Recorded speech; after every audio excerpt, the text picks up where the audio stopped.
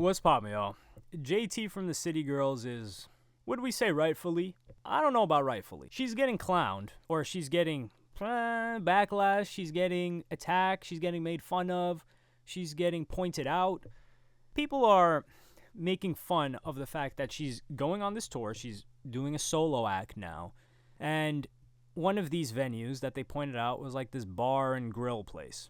And people are saying, wow, man, this chick that had hits with the City Girls is going to be performing at such a tiny venue, which, let's be fair here, Smokepurpp was performing at venues like this. And he was bringing like 7 to 9 people. I mean, sometimes it was like 25, I think, maybe 50 tops. And some people are saying, yo, she's getting to the bag, though. One of the things I enjoy most is seeing how and when people pick to choose the way in which that they defend someone. And in this case, I don't think the defense is justified. However, I do think there is like some logic behind it. So people are saying, oh yeah, she's a solo act now. She's got to build up her fan base. No, that argument doesn't work because One Direction, which, okay, these guys were huge, but One Direction breaks up, those guys aren't doing bars. They're not doing rinky-dink venues either. Those guys started off with multiple thousand cap venues after they broke up as a group. Happens with pretty much any group, really, that was popular. Now, the argument will be, well, City Girls wasn't as popular as them. Yeah, of course not. But did City Girls ever even tour? I think that's where the real question is. People are saying, hey, she's a solo act now, so she's got to start somewhere. No, that's not what we got to talk about. We got to talk about what was City Girls even selling for venues? Because I don't even think they could have packed venues. If I look, I'm not going to look it up. Actually, I am going to look it up. I lied. Ding, ding, ding, ding, ding. My intuition was right. They never went on a tour, a headlining tour themselves. I'm scrolling back to 2019 here, where we can say was their peak, right? When they blew up, they were going crazy in the game. And I'm seeing them here, they're doing festival after festival after festival. Gucci Mane, Lil Baby, City Girls, Cardi B, Tiana Taylor, City Girls at another concert. There's no headlining tour that they did on their own. Lil Baby, Blueface, City Girls, they did I think that was like a mini tour of 10? No, this was the dates, yeah. So they went on tour as a supporting act. They've never done their own tour. So we can't even say, oh yeah, she's lagging or, we got to cut her slack because now they're not a group. No, as a group, they never did a tour because I don't think they had pull to do a tour and bring people out to these venues. They were radio acts. Well, radio, streaming, vapid music. People weren't City Girl stans. People would show up to a Cardi B show. People would show up. I would say people did show up to Lotto show. Lotto show sold out I think the Novo in LA, which is a decently sized venue. I think it's a couple thousand people at 2 to 3 or something like that. I know it's under 3. City Girls wasn't pulling no venue like that, so even Lotto was selling that out. City Girls, I don't think they had stans or real diehard fans, and it's evident by their touring history. So the fact that JT is performing at these venues does not surprise me in the slightest. Now, will I come at her for it? No, there's just no reason to. I think this shows the disconnect between somebody being lit and somebody having fans. And she is going to have to go through the process of gaining fans. And I think a lot of other artists, I don't know if Russ talked about this or somebody else, where they said this person is so famous before they've even done a tour. And then when they do small venues, they're like, yo, why is this person doing such small venues? They can do bigger venues. For instance, this is actually not a related or even a similar situation. But Olivia Rodrigo, she blew up like crazy before she ever went on a tour. And she could have sold out way, way, way bigger venues, which is not JT's problem here. So she decided to do smaller venues, and people were kind of upset, but she wanted to practice in a smaller setting before performing for all of these people, because this was her first time going on tour.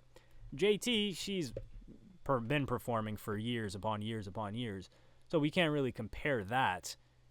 Yeah, I think she's just going to have to build it up because there just really isn't investment in JT's music career to the point where people are like, yeah, I really want to see her live.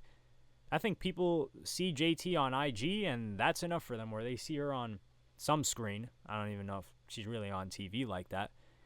And some people will say, oh, well, like Uzi helped her. I think Uzi helped her stay famous. Uzi didn't help her musically. Like, who's checking for a JT song? Please tell me. I know we have ladies that watch this. You guys pop out every now and then when I ask for your opinions on things, which I really do appreciate. So please, can you tell me in the comments, because I like to learn from people that are actually paying attention to this stuff. I am paying attention a decent amount, but I'm not plugged in to what JT's got going on. I'm kind of like surface level. Do you like JT's music? And if you do you like it enough that you would go to see her perform live at her own show with nobody else? Why and why not? If, depending on how you answer that. Because my intuition says people don't really care for her like that. However, I will say that this is a very, very humbling experience for someone to have. And I got a lot of respect for her for doing it. Because she could just stay famous, right? Kind of like what Saweetie had been doing. Although I don't think she would get as many opportunities as Saweetie. But she could have just been doing the famous thing, doing her old songs on these festival stages. They would have kept booking her. She's had like a couple of songs or maybe even an album that people really remember. And she can ride off of that for, not eternity, but for the foreseeable future while she just capitalizes on other things. But she decided, no, I really want to double down and focus on music again. And that's not easy. And she probably knew she was going to get criticism like this. I didn't even find out this. I didn't even find this out. Someone else found this first, and I just posted it. But, yeah, that is I really wonder who looked that up. Because you got to look up the exact venue. Maybe it was a fan that posted this, and they were surprised. But a bar is kind of like, ooh, that's like what? Like less than 100 people. I mean, I think these were the venues that Coi Leray was doing, maybe slightly bigger venues, that Coi Leray was doing on her first tour immediately after her debut album, Trendsetter, when she was huge on TikTok, and then it didn't look too hot for her when people actually showing up to her shows, which we still haven't kind of seen that. And Coi Leray, she did have a smash hit song with Players. That was a global hit song. So she had one with that. But she seems to have kind of taken the road of, hey, I'm part celebrity, part-time artist / rapper. And some people say, oh, she's getting the bag. Really? How much of a bag is someone going to pay her to perform at like a bar? So, this is also something that people did where they were saying, oh, well, your favorite artist, your favorite rapper is performing at clubs. Whose favorite rapper is doing that?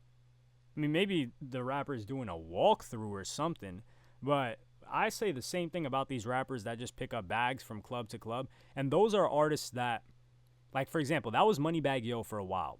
Moneybagg Yo was just pulling up club to club. They're doing the club circuit down there in the South. They all do this. And he was just picking up bags. And after a while, he graduated to doing his own shows. But at that time, we didn't look at him and say, yeah, this is the most lit artist ever. No, we were like, yeah, that's the guy that does the club circuit. So that's why I can't accept these like comparisons that are drawn when I don't think they're equivalent. Like, we know when an artist can't sell or put seats in a venue. But yeah, this, like I said, this is pretty much her first tour. Not just solo, but like an actual headlining show runner. So, I wish her the best of luck on this. But let me know what you guys think. If you want to clown her, feel free to do so. I'm not here to defend her. I'm just, I'm not going to be on her back because I don't really think there's a reason to when you look at like the full information. Now, if you're just going off your gut and you're like, damn, I see this girl everywhere and she can't sell out more than a bar. Yes, I understand that. But, we like to peel back a couple of layers before we start spewing opinions. Sometimes we just hop right in there. But yeah, let me know what you guys think in the comments. Like, subscribe, and hit the notification bell if you enjoyed. Follow me on Twitter and Instagram. Thank you for watching. Peace.